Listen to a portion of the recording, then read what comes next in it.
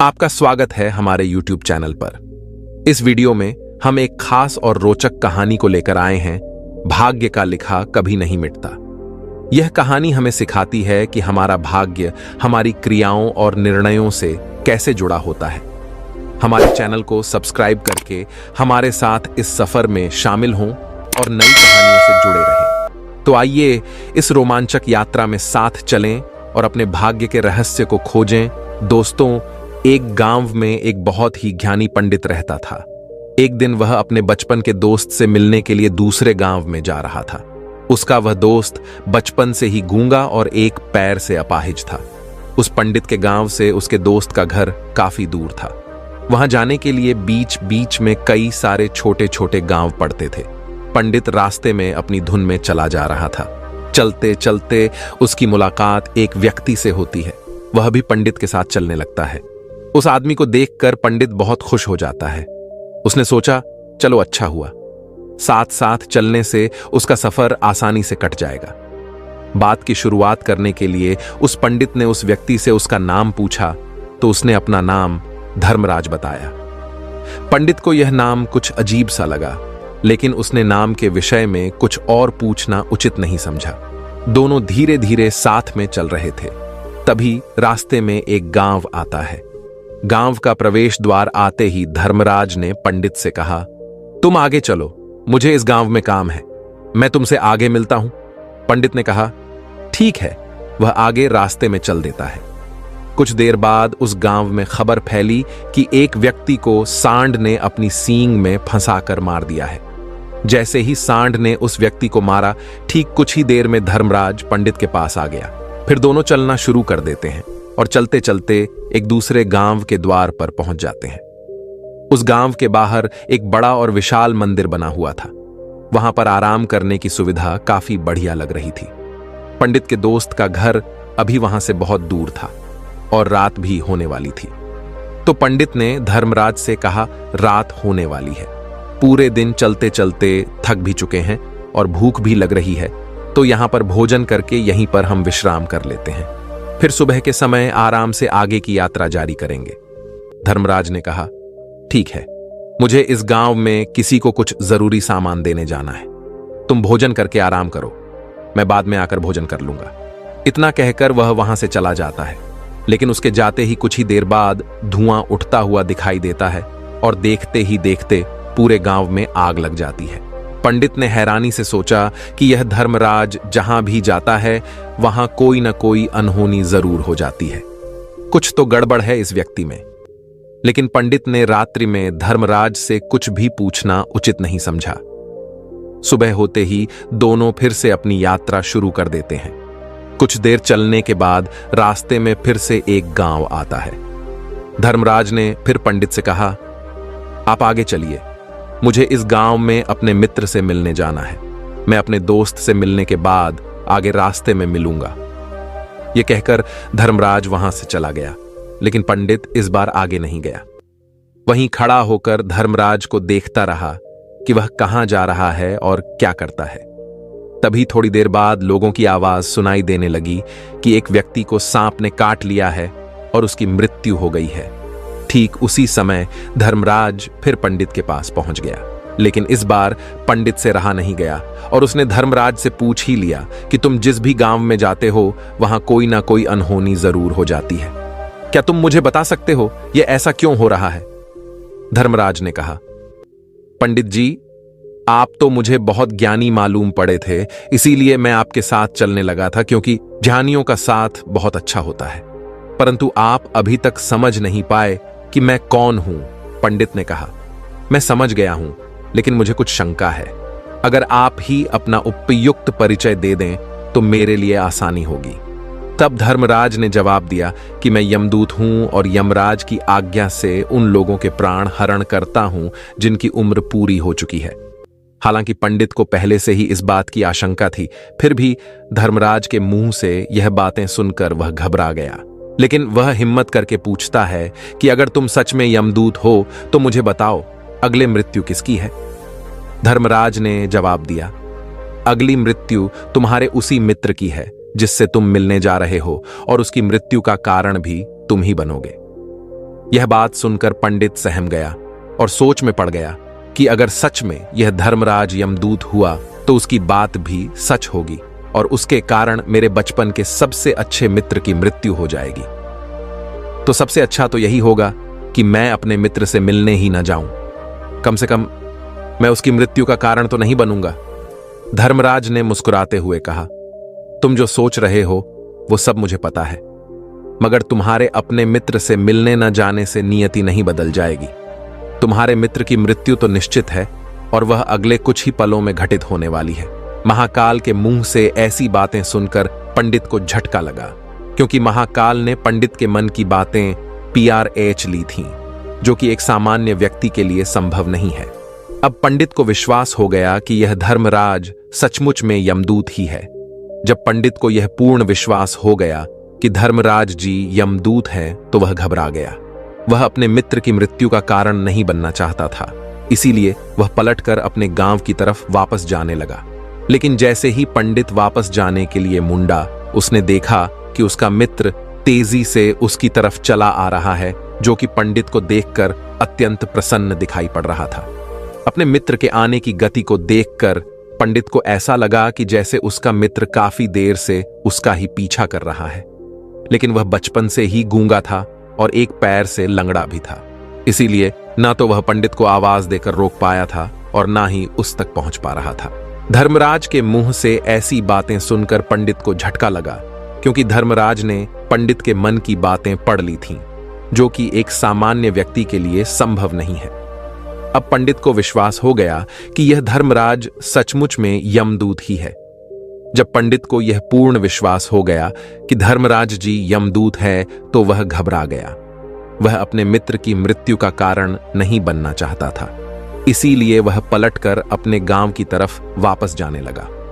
लेकिन जैसे ही पंडित वापस जाने के लिए मुड़ा, उसने देखा कि उसका मित्र तेजी से उसकी तरफ चला आ रहा है, जो कि पंडित को देखकर अत्यंत प्रसन्न दिखाई पड़ रहा था। अपने मित्र के आने की गति को देखकर पंडित को ऐसा लगा कि जैसे उसका मित्र काफी देर से उसका ही पीछा कर रहा है। लेकिन वह बचपन से ही गूंगा था और एक पैर से लंगड़ा भी था, इसीलिए ना तो वह पंडित को आवाज देकर रोक पाया था और ना ही उस तक पहुंच पा रहा था। लेकिन जैसे ही वह पंडित के पास पहुंचा, अचानक ही जमीन पर गिर पड़ा और उसकी मृत्यु हो गई। पंडित हक्का बक्का होकर धर्मराज की ओर देखने लगा, जैसे कि वह पूछना चाह रहा हो कि आखिर क्या हुआ धर्मराज। पंडित के मन में उठ रहे प्रश्नों को समझ गया और बोला, तुम्हारे मित्र ने पिछले गांव में ही तुम्हें देख लिया था और मैं वहीं से ही तुम्हारा पीछा कर रहा था, लेकिन गूंगा और लंगड़ा होने की वजह से वह तुम तक नहीं पहुंच पाया। उसने अपनी पूरी ताकत लगाकर तुम तक पहुंचने का प्रयास किया, लेकिन बुढ़ापे में बचपन जैसी ताकत नहीं होती, इसलिए हार्ट अटैक होने के कारण उसकी मृत्यु हो गई, क्योंकि वह तुमसे मिलने के लिए अपनी सीमाओं को तोड़कर तुम्हारे पीछे भाग रहा था। इसलिए अपने मित्र की मृत्यु का कारण भी तुम ही कहलाओगे। अब पंडित को पुनः यह विश्वास हो गया था कि धर्मराज एक यमदूत है और उसका कार्य जीवों के प्राण हरना है। लेकिन पंडित एक ज्ञानी व्यक्ति था। वह यह भी जानता था कि मृत्यु पर किसी का वश नहीं है, सबको एक न एक दिन मरना ही है। यही सोचकर उसने अपने आप को संभाल लिया।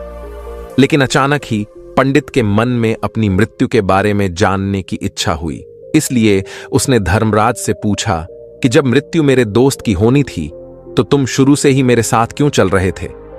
यह प्रश्न सुनकर धर्मराज जोर से हंसा और बोला, मैं तो हर पल हर क्षण सभी के साथ चलता हूं, किंतु लोग पहचान नहीं पाते, क्योंकि लोगों के पास अपनी समस्याओं के अलावा किसी और व्यक्ति, वस्तु या घटना के बारे में सोचने समझने या उसे देखने का समय ही नहीं होता।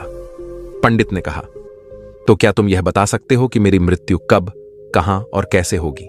महाकाल ने कहा, हालांकि किसी भी सामान्य जीव के लिए अपनी मृत्यु के बारे में जानना ठीक नहीं है, क्योंकि कोई भी जीव हो वह अपनी मृत्यु के बारे में जानकर बहुत दुखी हो जाता है।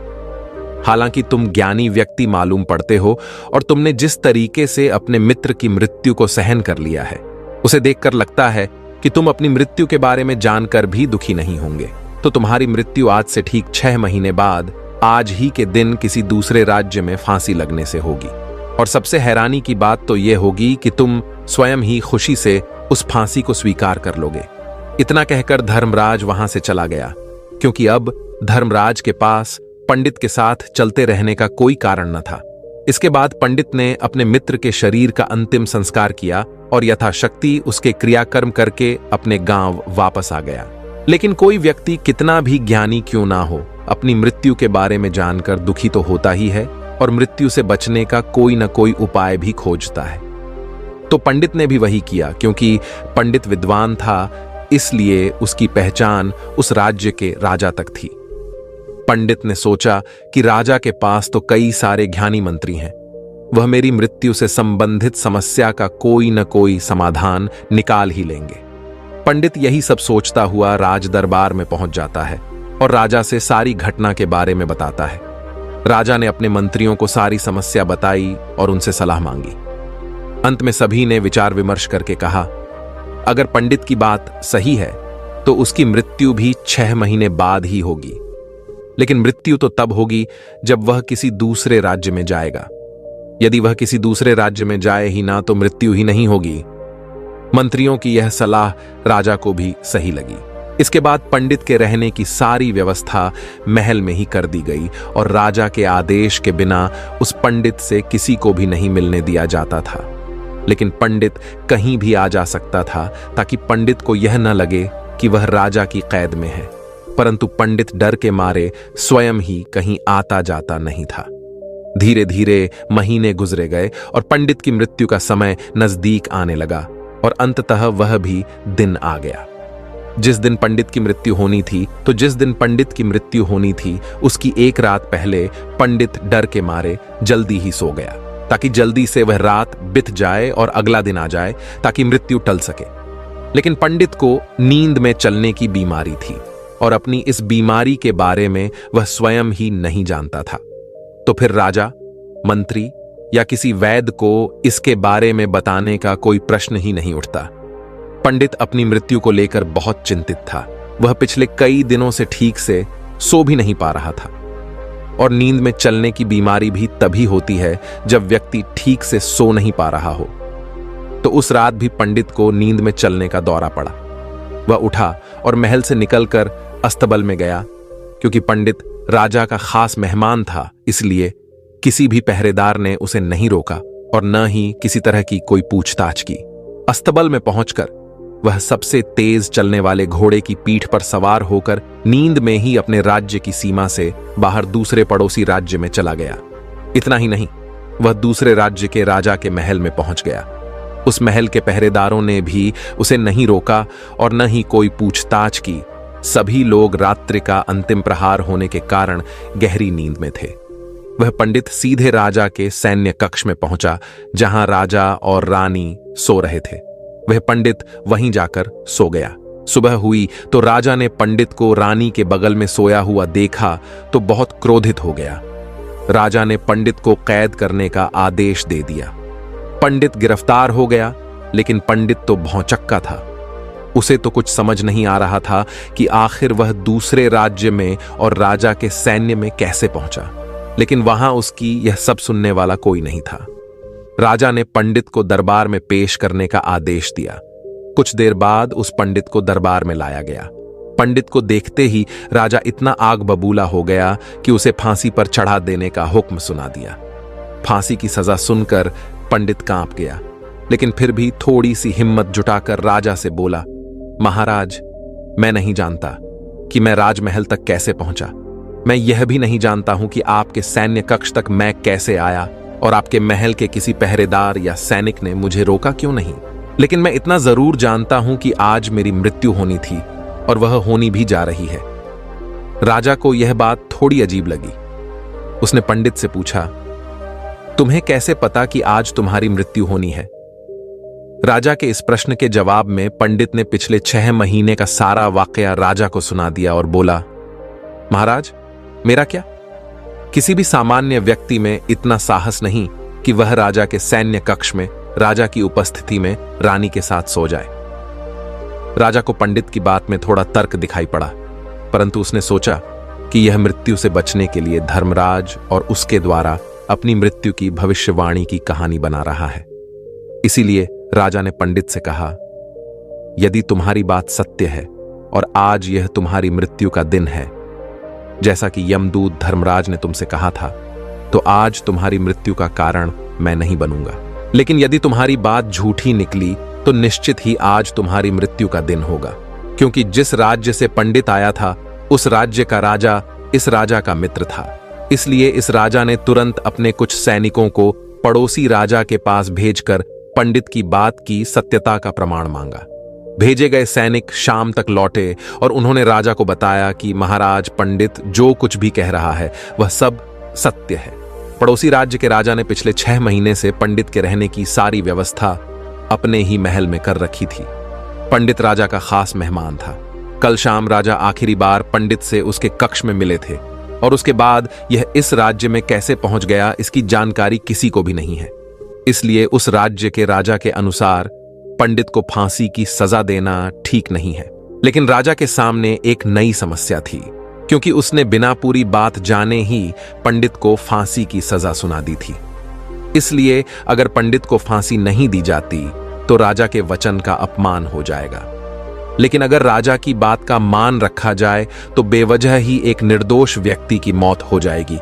राजा ने अपने सभी मंत्रियों से इस बारे में सुझाव मांगा तो मंत्रियों ने राजा को सुझाव दिया कि महाराज, पंडित को एक कच्चे सूत के धागे से फांसी लगवा दी जाए। इससे आपके कथन का भी मान रह जाएगा और कच्चे सूत के धागे से पंडित को फांसी भी नहीं लगेगी और उसके प्राण भी बच जाएंगे। राजा को मंत्रियों का यह सुझाव पसंद आया और उसने ऐसा ही करने का आदेश दे दिया। पंडित के लिए कच्चे सूत के धागे से फांसी का फंदा बनाया गया और नियम के अनुसार पंडित को फांसी पर चढ़ाया जाने लगा। सभी लोग बहुत खुश थे कि न तो पंडित मरेगा और न ही राजा का वचन खाली जाएगा। पंडित को भी पूर्ण विश्वास था यह सूत के धागे से तो उसकी मृत्यु हो ही नहीं सकती, इसलिए उसी पर चढ़ने के लिए तैयार हो गया। जैसा कि धर्मराज ने भविष्यवाणी की थी कि तुम खुद ही अपनी फांसी को स्वीकार करोगे। लेकिन जैसे ही पंडित को फांसी दी गई, सूत का धागा तो टूट गया, लेकिन टूटने से पहले उसने अपना काम कर दिया था। पंडित के गले की एक नस सूत के धागे के झटके से कट चुकी थी और पंडित जमीन पर पड़ा तड़प रहा था। उसी पल उसके गले से खून की फुहार निकल रही थी और देखते ही देखते पंडित का शरीर पूरी तरह से शांत हो गया। सभी लोग आश्चर्यचकित थे और पंडित को मरता हुआ देख रहे थे। किसी को विश्वास नहीं हो रहा था